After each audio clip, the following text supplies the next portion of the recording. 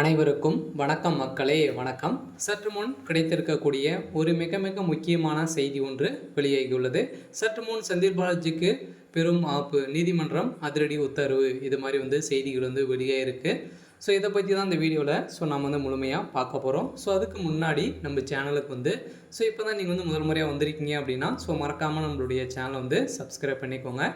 So வாங்க வீடியோக்குள்ளே போகலாம். ஸோ செந்தில் பாலாஜி அவர்கள் பார்த்தீங்கன்னா இப்போ 1.5 வருட காலமாகவே புழல் சிறையிலேருந்து இருந்து வரார் இல்லையா. ஸோ இந்த நிலையில் முன்னாள் அமைச்சர் செந்தில் பாலாஜிக்கு எதிரான பண மோசடி வழக்கில் குற்றச்சாட்டப்பட்ட அனைத்து விசாரணைகளும் பார்த்திங்கன்னா நீதிமன்றத்தில் அக்டோபர் 1ஆம் தேதி ஆஜர்படுத்தணும் அப்படின்ற மாதிரி ஒரு பரபரப்பான நீதிமன்றம் பார்த்திங்கன்னா அதிரடியான ஒரு உத்தரவு போட்டு இருக்கிற நிலையில் தான் செந்தில் பாலாஜியுடைய வழக்கில் நிறைய திருப்பங்கள் ஏற்படுறதுக்கான அனைத்து வாய்ப்புகள் இருக்குது அப்படின்ற மாதிரி செய்திகள் வெளியே இருக்குது. இதனால் செந்தில் பாலாஜி அவர்களுக்கு பெரிய ஆப்பாக தான் வைக்கிறதுக்கான அனைத்து ஏற்பாடுகளும் நடந்துகிட்டு இருக்குது. இருந்தாலும் அமலாக்கத்துறை பார்த்திங்கன்னா இது வரைக்கும் செந்தில் பாலாஜியுடைய வழக்கில் அவருக்கு சாதகமாக எதுவுமே நடைபெறலையா. அதை தொடர்ந்து பார்த்திங்கன்னா செந்தில் பாலாஜி அவர்கள் அவருடைய வழக்கில் ஜாமீன் கிடைக்கிறதுக்கான வாய்ப்பு இல்லை அப்படின்ற மாதிரி தான் சொல்லியிருக்காங்க. இருந்தாலும் பார்த்திங்கன்னா அந்த 30,000 கோடி ஊழல்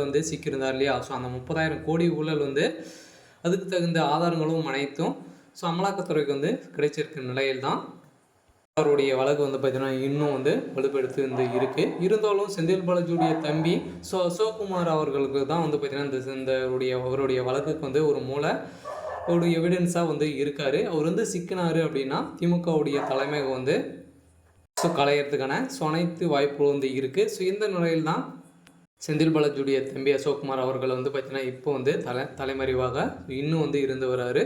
இருந்தாலும் செந்தில் பாலாஜி அவர்கள் பார்த்திங்கன்னா ஏற்கனவே 2011 2015 ஆண்டு காலத்தில் அதிமுக ஆட்சியில் இருக்கும்போதே பார்த்திங்கன்னா போக்குவரத்து துறை அமைச்சராக இருந்தார் இல்லையா. அப்போது அத்துறையில் வேலை வாங்கி தருவதாக கூறி பலரிடம் பார்த்திங்கன்னா பண மோசடி செஞ்சிருக்காரு அப்படின்ற மாதிரி புகார் அளித்திருந்த நிலையில் அதன் புகாரின் அடிப்படையில் பார்த்திங்கன்னா செந்தில் பாலாஜி அவரது நண்பரும் பிரபு சகாய ராஜன், அண்ணாராஜன் உள்ளிட்ட மீது நம்பிக்கை மோசடி செய்ததால் ஏமாற்றுதல் அடிப்படையில் கொலை மிரட்டல் உள்ளிட்ட பிரிவுகளில் 47 பேர் மீது பார்த்திங்கன்னா 4 வழக்குகளை சென்னை குற்றப்பிரிவு காவல்துறை பார்த்திங்கன்னா வழக்கு பதிவு செஞ்சிருந்த நிலையில் தான் இதன் அடிப்படையில் செந்தில் பாலாஜியுடைய வழக்கில் பார்த்திங்கன்னா சம்மந்தப்பட்ட அனைவரையுமே ஆஜர்படுத்தணும் அப்படின்ற மாதிரி வருகின்ற அக்டோபர் 1ஆம் தேதி பார்த்திங்கன்னா ஆஜர்படுத்துவதாக ஒரு செய்திகள் அதிரடியாக நீதிமன்றம் உத்தரவு போட்டிருக்காங்க. இருந்தாலும்